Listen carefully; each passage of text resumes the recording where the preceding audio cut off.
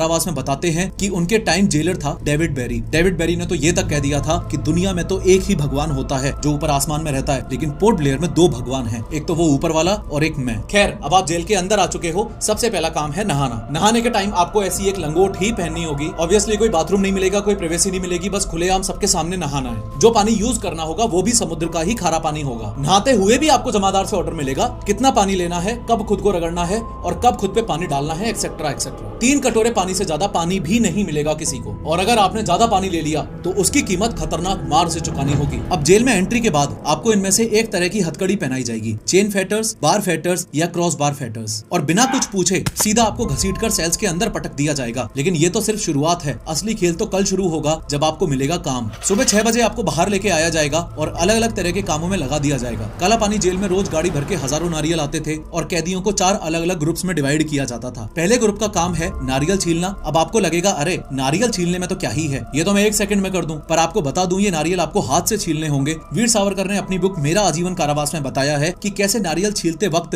उनके हाथों से खून बहता रहता था। दूसरे ग्रुप का काम होता था नारियल फोड़ना। ये नारियल आपको एक झटके में ही फोड़ना होगा और नेक्स्ट ग्रुप को देना होगा। तीसरे ग्रुप का काम है जो नारियल फूटा है उसका पानी कलेक्ट करना और उसको बाल्टी में भर के ले जाना। फाइनली चौथे ग्रुप का काम है टूटे हुए नारियल को खुरपे से काटकर अलग करना, यानी कि कोकोनट को शेल से अलग करना। यहाँ गार्ड्स को जब मर्जी आती थी किसी भी छोटी सी बात पर कैदियों को पीट देते थे। कभी बोलते थे कि तुमने नारियल चुराया है, तो कभी बिना किसी वजह के भी डंडे बरसा देते थे। वीर सावरकर ने अपनी किताब में एक इंसिडेंट बताया है कैसे सिर्फ कहा सुनी होने पर पठान जेलर हिंदू कैदियों पर रिलीजन के नाम पर गुस्सा निकालते थे। साला काफिर है ऐसे बोलकर मारते थे। इसके अलावा नारियल छीलने के बाद बचे हुए छिलके का भी यूज किया जाता था। उन छिलकों को पहले सुखाया जाता, फिर उनमें से कूट कूट के फाइबर्स निकाले जाते और फिर उन फाइबर्स को साफ करना पड़ता था। इतना सब होने के बाद भी अगर किसी ने बस एक कैदी से बात भी कर ली तो उनका बुरा हाल कर दिया जाता था। ये तो एक काम था। अब दूसरा इससे भी खतरनाक काम है तेल निकालना। आपने गाँव में देखा होगा एक बैल एक बड़ी सी चक्की घुमाता है और उसमें से नारियल या सरसों का तेल निकलता रहता है, जिस पर कोलू का बैल नाम से कहावत भी कही जाती है। अब यहाँ काले पानी जेल में ये तेल निकालने का काम बैल नहीं बल्कि इंसान ही करते थे। कैदी को उस कोलू मशीन से जोड़ दिया जाता था और पूरे दिन उसे घुमाते रहना पड़ता था। लोहे की एक भारी चक्की टाइप का कोलू होता था जिसे हाथों से घुमाना पड़ता था। अगर आप कमजोर हो या थोड़ा भी रुक गए तो जमादार आपके ऊपर चीखेगा कि अरे बैठो मत, शाम तक तेल पूरा करना है, नहीं तो पिटोगे और सजा होगी वो अलग। अगर थक जाओगे तो भी रुकने का कोई ऑप्शन नहीं है,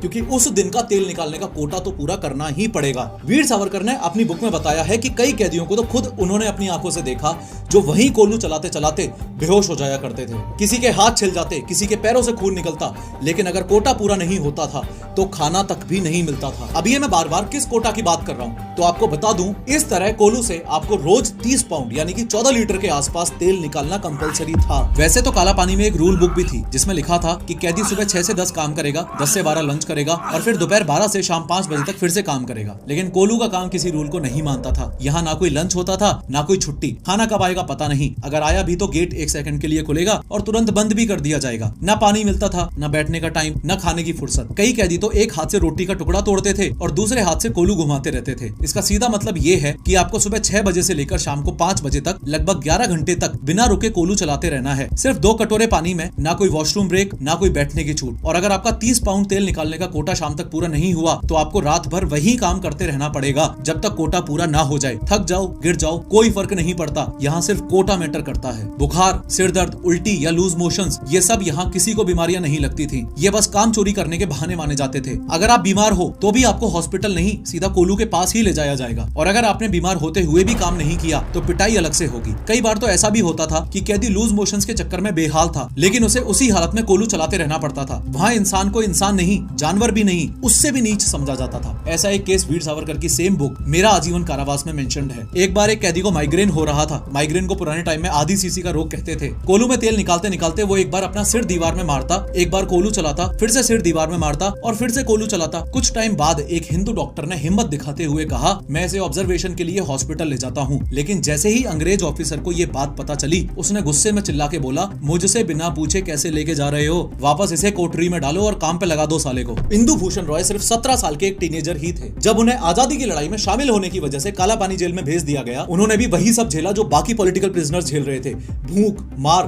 दर्द और आइसोलेशन। लेकिन एक दिन उनकी हिम्मत टूट गई और उन्होंने अपने सेल में ही आत्महत्या कर ली। ऑन टॉप ऑफ एवरीथिंग, यहाँ वॉशरूम जाना भी एक सजा जैसा था। आप अपनी मर्जी से कभी भी कहीं भी नहीं जा सकते थे। सिर्फ 3 ही फिक्स्ड टाइम थे, सुबह, दोपहर और शाम। अगर उसके अलावा आपको जरूरत पड़ गई तो समझ लो डंडे जरूर पड़ेंगे। शाम 6 बजे के बाद आपकी कोठरी बंद हो जाएगी और वो अगले दिन सुबह 6 बजे ही खुलेगी, यानी 12 घंटे तक नो वॉशरूम। रूल ये था कि इस दौरान किसी को टॉयलेट की जरूरत नहीं पड़नी चाहिए। आप चीखो चिल्लाओ, लेकिन आपको बाहर निकालने के लिए कोई नहीं आएगा। पर अब शरीर थोड़ी ना ऐसे रूल्स को फॉलो करता है, तो इसके लिए सेल में आपको ये जो छोटा सा मटका दिख रहा है ना, इसे यूज में लिया जा सकता था। ये मटका भी इतना छोटा होता था कि कोई सेंस ही नहीं बनता था, तो कई बार कैदी दीवारों पे या जमीन पे ही कर देते थे। ऐसे केस में पहले तो उससे ही अपनी गंदगी साफ करवाई जाती थी, फिर उस कैदी को उठा के एक टॉर्चर डिवाइस में डाल दिया जाता था। 3-4 दिनों तक वहां बंद रखते थे और ये सब होता था सबके सामने, ताकि बाकी सभी कैदियों के अंदर डर बना रहे। अब जब इस तरह के टॉर्चर डिवाइसेस में खड़े हो तो भी वॉशरूम यूज करना अलाउड नहीं था। जैसे खड़े हो वैसे ही खड़े रह के एक्सक्रीशन करना पड़ता था। बात तो ये भी सच है कि कई बार तो मिट्टी के तेल या केरोसिन ऑयल में बना हुआ दलिया कैदियों को दे दिया जाता था। कहने को तो हफ्ते में 2 बार दही भी दिया जाता था, लेकिन वो भी कैदियों को कंट्रोल करने वाले जमादार ही ले लेते थे। सब्जियां जेल के बाहर के जंगलों से काट के लाई जाती थी, उसमें सांप, कन खजूरा और लीच भी आ जाते थे। इन्हीं सांप और कन खजूरों के साथ सब्जियां बना दी जाती थी और कैदियों को खाने के लिए दे दी जाती थी। उससे खराब बात यह है कि आपको वो खाना भी पड़ेगा बिना कुछ बोले। इसी खराब खाने के लिए एक बार वीर सावरकर ने प्रोटेस्ट भी किया था। तब डेविड बेरी यानी कि वहां के जेलर ने यह कह दिया था कि इस खाने को खा के आज तक तो कोई मरा नहीं, तो तुम्हें भी कुछ नहीं होगा, चुपचाप खा लो। बात इतनी सी थी कि अगर नहीं खाया तो बुरी तरह पिटोगे। इवन चाहे सर्दी हो, गर्मी हो या बरसात हो, कैदियों को तो जमीन पे खुले में बैठ के ही खाना पड़ता था। गलती से अगर कोई पेड़ के नीचे चला गया तो ऐसी मार पड़ती थी कि इंसान की रूह तक कांप जाती थी। इसी सीक्वेंस में साल 1933 में कालापानी जेल के कैदियों ने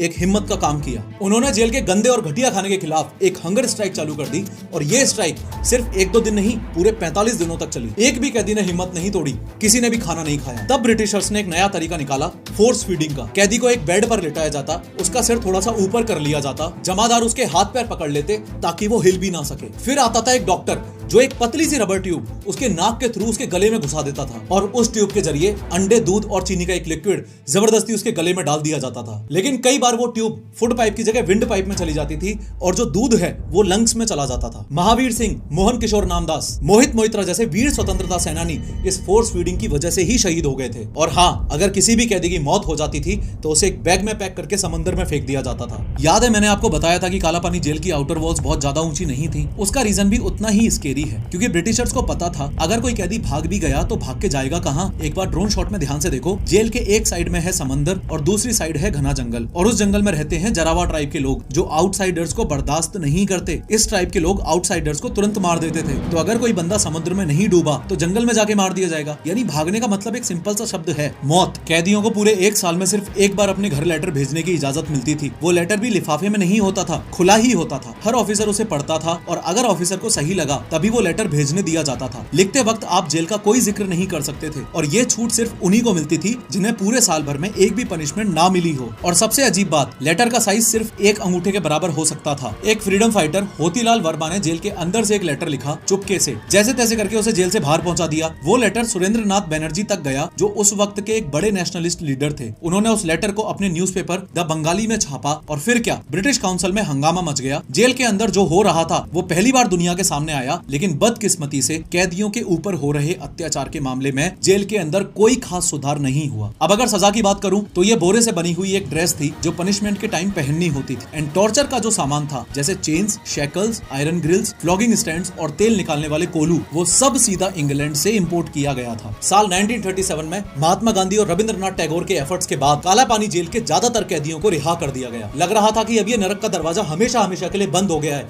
लेकिन फिर आया साल 1942 यानी कि वर्ल्ड वार 2 का टाइम। जापान की आर्मी ने अंडमान पर कब्जा कर लिया और फिर कालापानी जेल का एक नया प्लस और भी डरावना एक और चैप्टर शुरू हुआ। ब्रिटिशर्स तो सिर्फ आम आदमियों को ही टॉर्चर करते थे, लेकिन जापानीज ने तो महिलाओं और बच्चों को भी इस कालापानी जेल में बंद करना शुरू कर दिया। 29 दिसंबर 1943 को सुभाष चंद्र बोस पोर्ट ब्लेयर आए और पहली बार वहां तिरंगा फहराया। उन्होंने कालापानी जेल भी विजिट किया, उसकी फोटोज भी आपको मिल जाएंगी। लेकिन जापानीज आर्मी ने उन्हें सिर्फ वही हिस्सा दिखाया जो पूरी तरह से साफ सुथरा था। जहां जापानीज आर्मी ने कैदियों को सच में बंद कर रखा था, वो हिस्सा कभी सुभाष चंद्र बोस को दिखाया ही नहीं गया। खैर, इस जेल में 7 विंग्स थी, जिनमें से 2 तो अर्थक्वेक से टूट गईं और 2 विंग्स को जापान वालों ने तोड़ दिया बंकर बनाने के लिए। अभी सिर्फ ये वॉच टावर, विंग 1, 6 और 7 ही बचे हैं और आज कालापानी जेल एक म्यूजियम बन के रह गई है। इस वीडियो पे क्लिक करके 3D एनिमेशन की मदद से समझो कि ललित मोदी ने IPL को जन्म कैसे दिया और इंडियन गवर्नमेंट उन्हें भगोड़ा क्यों मानती है।